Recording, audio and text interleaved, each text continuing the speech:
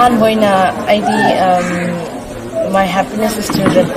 I angang chapi kanagi so angang wala masam pame, and still now I can say I have lots of children wherever I go.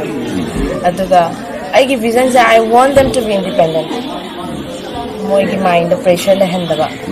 Aduga moi ki angang ko din mag inborn kami na moi na mag yaur ka pole, whether in the field of dance or music or any kind of profession or any kind of field. Aduga I di moi na tawning badu parents sing na or guardians sing na full support of haning na jagadi angang sing dong jiti depression la ko se pi kan lagi hawre ang macha dagi. So I mo the independent le haning and lyrics to gadabani and extracurricular activities me amam su to hon gadabani aduda pressure pi bi daba. So my dream for them is I want them to be independent and do what they feel like from their heart. And feel tawba se ani thona khai do ge khanungai ta busu yawi nungai busu yawi nungai ta bada higher gadi angang sing sida phangbam thokpa makhoina phangbam thokpa facilities hoira makhoida phangbam thokpa phangnam da base sima nungai jade habidi hoi phangbam thoi higher gasu phangbam thokpagi way like phangdabani na phangdabani aduga nungai ba ma higher gadi aina imit makna uhawrabani na smaina si tawya hai habidi engonda ke haiga will and power ama pu base aduga aina ngamjaba makus aina hanlaga ai gi taw thokpa tawya ba ngam ma tin pa le na khale and speechless because I didn't expect angang su patik lakani ha khazade hazikti angang sing se folk higher gadi na thai with mine tawba ari bagini khanno me am su yawe aduga pisak me am lakpase simuk no I later because it impressed me a lot aduga sukimatik harawe maramdi I na su angang macha ama groom tawge mi ama phange hairagadi pisak pi ngai da biseng da na chawra mapung marai pharaba mature oiraba mi de khoi advice tawga su mokoi gi mind fully grown tawgni na akoina hairaga su phai khaga su mokoi gi perspective ama leizagreba aduna angang macha dagi sem horagadi akoina advice tawba da wa haibada mokoi da ya de phai phade me am tahoba ngambi opportunity dos da handak phahowe advice everyone advice to get PD, but still, your higher gadi. It's not an advice, but it's like the opinion. I don't want to give to the children because they are still young. As in, mokoi bu your PD ba mokoi gi bukti mama iba mokoi gi tadaw pu machi thing. Mokoi na angang se phazana understand tawbi haizani nge maramdi yumda tamaga hakadune the family is in the first school ni ko aduna angang sing na pami se mangonde laiba quality mangonde laiba talent se kai no do moi na khandi jaga adugi mantungi na mokoi gi lambi sembada full support of you aduga moi na pamda ba thawak hadi angang na pamda ba hai se samna araga maths pamda do just pass over and khanno haiga yam easily life the happy lehen do adu make the white go ready 1 2 3 go ha make the white dong the sum kha thang bai bu do wai long thang jing gi dong lei ruan bu không ạ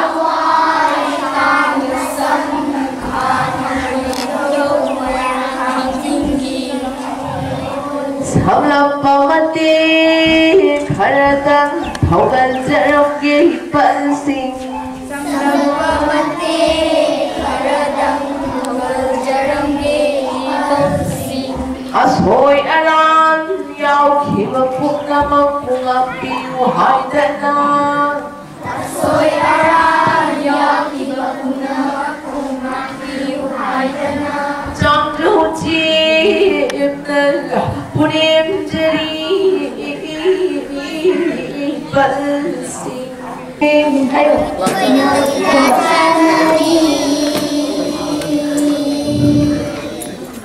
sĩ phát dài đờ lâu sĩ phát dài đờ lâu sĩ nó phát dài đờ khoang đất tung vô nhà lơ khuất ta lô một bài đờ liêm lên thảo và tâm là sĩ có khôi nâu khôi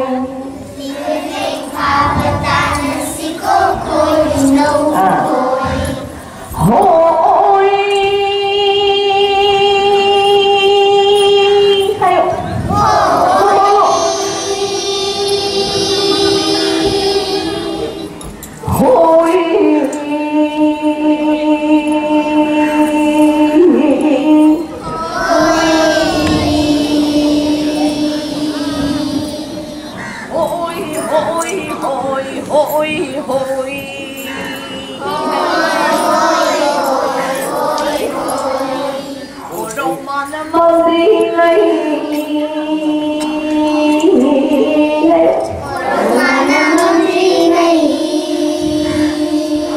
không sợ cổ đầu mà nó mang đi ngay hay cổ đầu mà nó mang đi ngay lâu sĩ phát dài ra lâu sĩ phát dài ra lâu sĩ nó phát dài ra Haja thari khalang lusi Haja thari khalang lusi ko khoi no khoi Haja thari khalang lusi ko khoi no khoi à sao cái này nó sẽ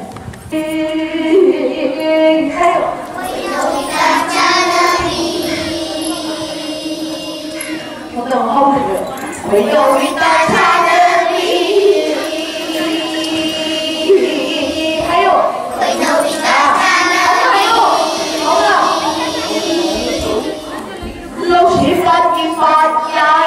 kênh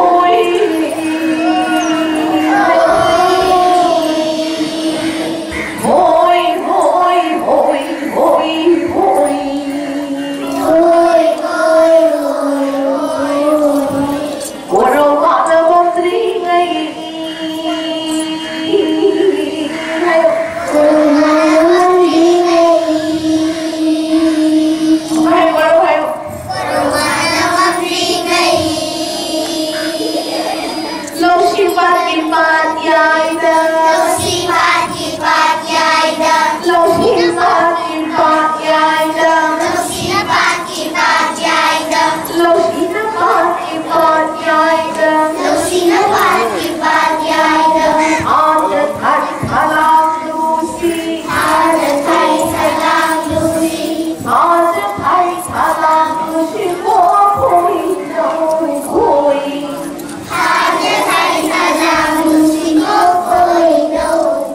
để không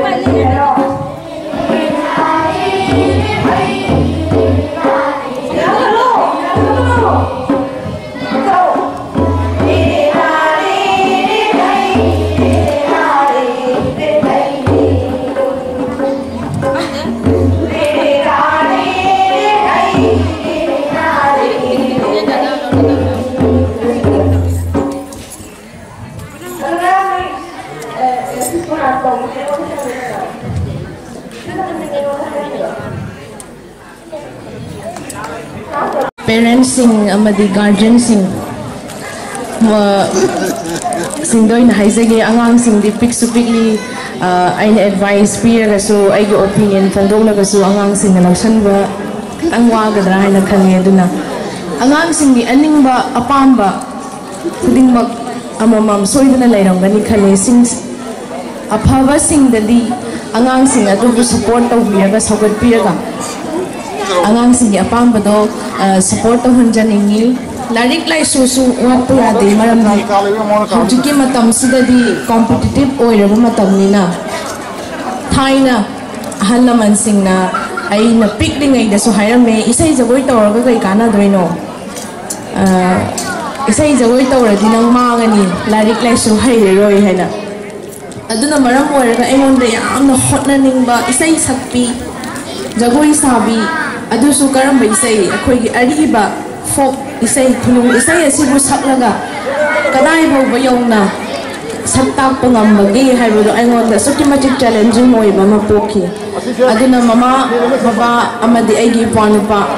akoi gi family se mayamna angao bo imung amoina khanbi ba mayam di akoi government job amta tawde baba su government job tawde mama su tawde ai samusu thabak tawridra hanga ko matamda government job ti ai pamdi isana pamzadi ba aduna pi ngaida isai sa adinang oiroi hairapado aingon yam nungai gidaba adu ai laibak phaba ama hairaga di ai imung se jagoi isai kala gi horak phama moi banina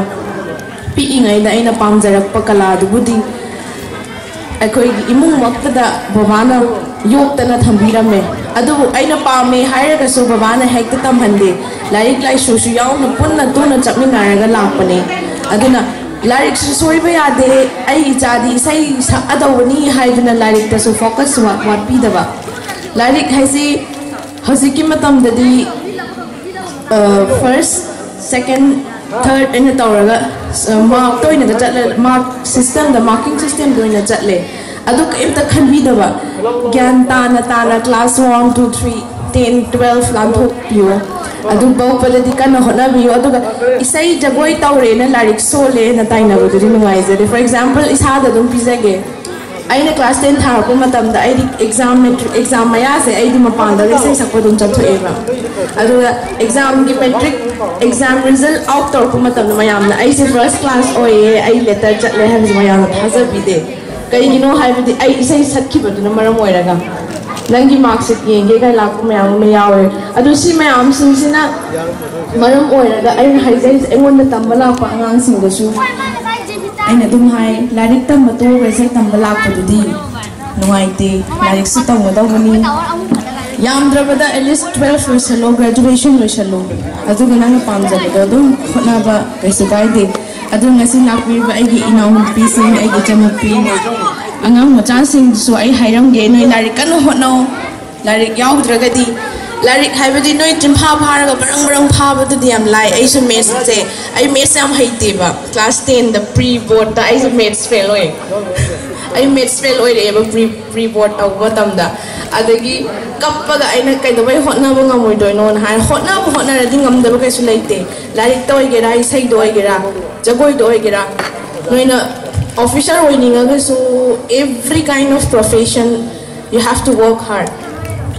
akoi da will level lai batai sigi will se mu kana support of you kadage haiba matam da imung manung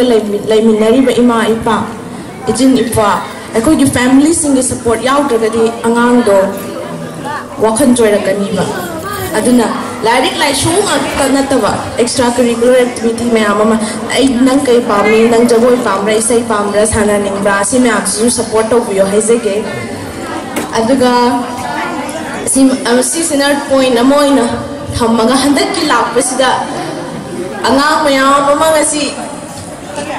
isai saktana jagoi samina dana ai ro phangja base sigi moment simu ai wanda punsida kawu ngamaroi da ba moment amane handak kisna aroi basunate hanba asina tungda loi banai da mari ema pura gai soi dana chachage amuka su lakhige pikna hawapani pikna hawbadagi sum chawkhna busoi khona jage aduga lamda masidagi nupi macha ama khak oigira nipa macha ama khak oigira mahangna pharakpado adu ai full support tawjage aduga kunna sida laibiriba kasar lamda masla laibiriba sina so misak adugo akoi da sak taktiyo ba e ma di phabani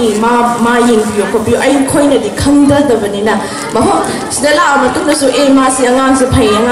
na di aina di uba da khangjara ga su mayam na di hena khangbiram gani ai di khangu na da banina mayam na so haibi o yeng jage ma khoi gi lambi ama sarkar na pibo boiro organization amana pibo boiro ma khoi gi step ama ko loi lai gani moi da phangba ya ba facilities mayam ama da adu akhoi na khangbo ergadi akhoi loina ma haijaramge akhoi hi matam da ima ipa sing oja guru sina takpi ba do mafam sida mo ai gi ngamjaba ai gi best level da hotna jaraga angang sing gi talent sing do mafam jana thamjaramge haibase ai thamjaramge ma to mo tha thank you